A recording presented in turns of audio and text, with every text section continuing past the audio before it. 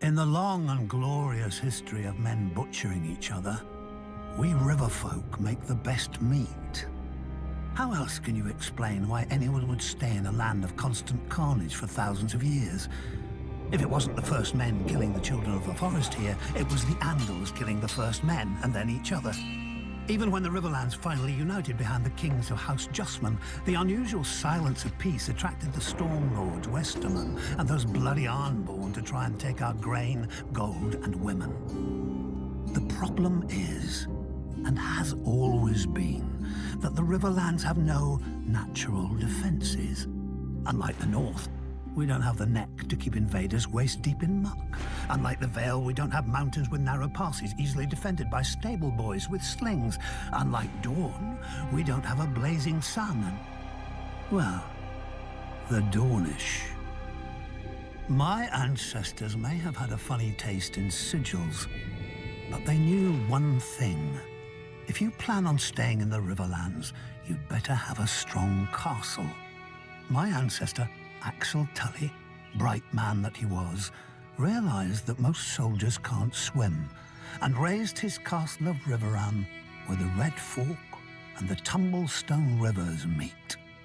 He built right up to the water on each side, daring attackers to force a crossing. If they wore armor, they'd drown. If they didn't, our archers would feather them from the battlements as they paddled. An army could still assault Riverrun from the west, however, so my ancestors dug a wide moat along our western wall, connecting the rivers on either side of the castle. When any would-be conquerors showed up, we opened a series of gates and flooded the moat, transforming Riverrun into an island fortress with enough stores to last years. As the invaders starved in their camps, they'd watch us fish off our walls, just for variety. And because we were bored, eventually they all skulked home. In the 1,000 years that Riverrun has stood, not once has it been taken by force. It's a proper castle. You want it? You have to marry into it. Even the damned Freys knew that much. Up-jumped toll collectors living on a bridge instead of beneath it like the rest of their kind. But finally, a Lord of the Crossing passed off one of his brood to his liege lord, House Tully, my nephew Edmure. People say Lord Walder arranged the Red Wedding to punish Robb Stark. I say he did it just as much to steal Riverrun.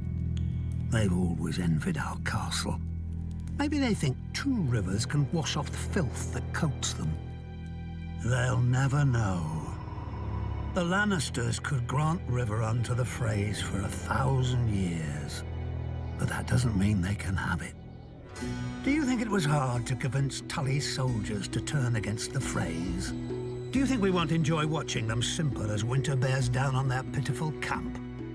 I even carved a new fishing rod for the occasion. When the starving Freys look up at our walls, we'll wave our trouts at them.